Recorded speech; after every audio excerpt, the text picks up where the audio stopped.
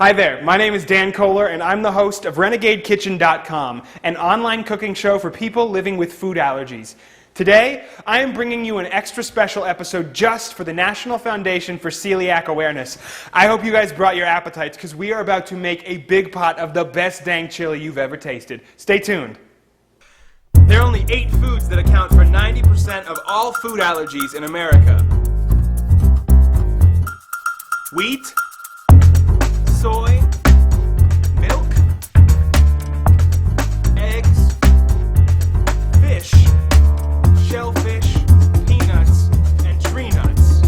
If you're allergic to one of these, it can make cooking at home a challenge. Bored with bowls of brown rice and tofu? Tired of the sunshine and birdseed alternative cookbooks? Here's another way. Renegade Kitchen. Serious food for the allergy bound.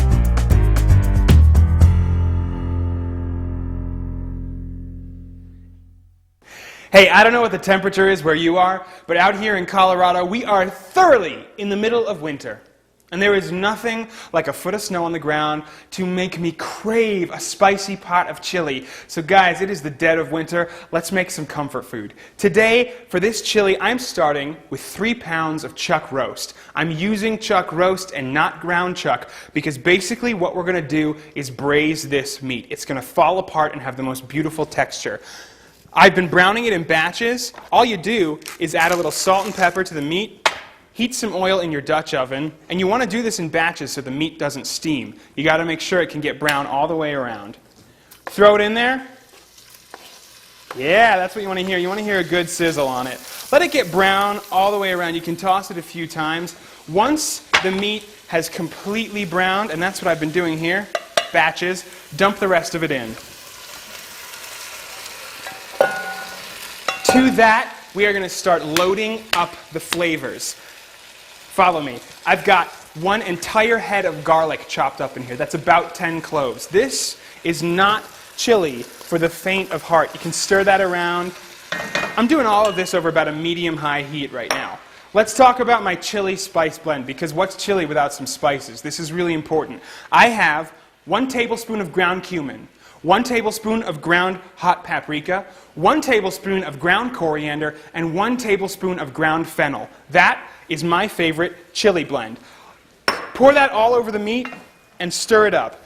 Make sure the spices totally coat the meat, and then cook it for a few minutes. Because what you're looking for, really what you're smelling for, is to get a nice fragrance out of this. When you can smell all the spices, it's time to move to the next step. And the next step is onions. You can go 2 ways. I have pre-caramelized 2 yellow onions. I cut them really thin, threw them in a stock pot with some olive oil, and just let them go over a low heat for about half an hour. They turn this nice caramel brown. They're sweet, they're gooey, there's so much flavor packed in here, I just don't even know what to tell you about it. If you don't have time to do this, instead of the 2 yellow onions caramelized, I would chop up 1 whole yellow onion and throw it in right now. Saute it with the meat, the spices, and the garlic for about 5 minutes until it's translucent before we move on to the next step.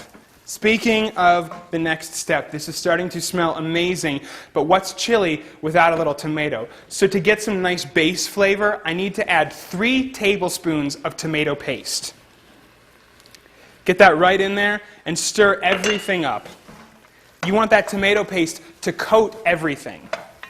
Once we've gotten through that, chili has heat. What kind of heat am I using? You heard a little bit before with that ground paprika. That's going to bring a little bit of heat, but we want something extra special. So I have 3 chipotle peppers. These are smoked jalapenos, and they are the best heat a boy can buy. I've got 3 of them. If you really want to go all out, go for 4. If you've got some people in your family who don't do so well with hot foods, back it on down to 1.5 or 2. Stir everything together, and again, after each step here, you want to cook it for 2 to 3 minutes. Just make sure that all of the flavors really, really come together. Now stay with me here because I'm going to throw some curveballs. I've got 1/4 cup of balsamic vinegar. I know it sounds odd, but this really boosts the flavor of the meat. It rounds out the meaty flavor and cuts through the tomato. To that, I am now going to add 3/4 cup of gluten-free beer. Yes. This adds the most wonderful background flavor to the tomatoes. There are a number of brands out there you can find right now. If you want to make this dish completely alcohol-free, don't worry about it. Instead of 3/4 of a cup of gluten-free beer, go with 3/4 of a cup of apple cider or pomegranate juice. I know, it sounds a little odd, right? I promise your chili is not going to taste like fruit punch at the end. Both of those liquids bring the same tart tanginess that beer does. Once all that has simmered together, we're almost done. Chili needs tomatoes. I've got one 28-ounce can of whole tomatoes here. Dump them right in. I'm using whole tomatoes instead of crushed tomatoes because I want the final product to have a lot of texture. These are going to melt right along with that meat.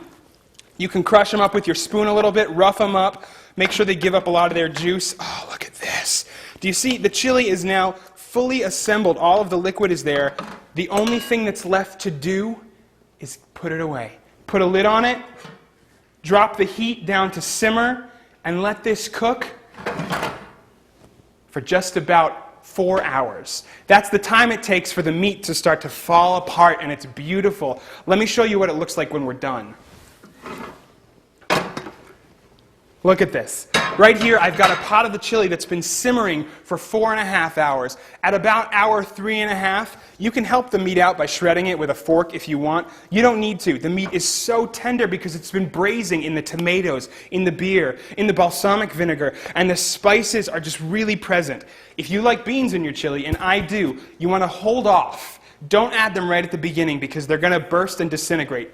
I have got 1 can of rinsed and drained black beans here that I add at about hour 3.5, hour 4, or just when you're warming it up for your family. Stir them in. Everything is going to be delicious. Now, what's chili without cornbread? Guys, the Super Bowl is coming up, and I know you're looking for something to serve your friends, your family who are coming over. Follow me on this one.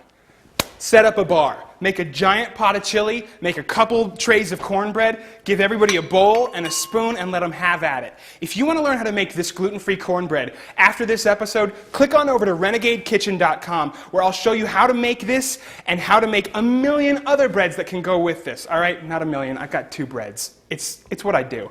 Look, here's what I'm doing. I'm scooping up a giant piece of cornbread, some chili ladled right over top. This is where it's at.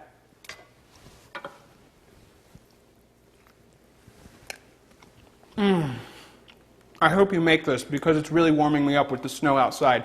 Guys, thank you so much for watching. I'm Dan Kohler. Now get in your kitchen, turn on some Earth, Wind, and Fire, make a big pot of chili, and heat things up. Cheers.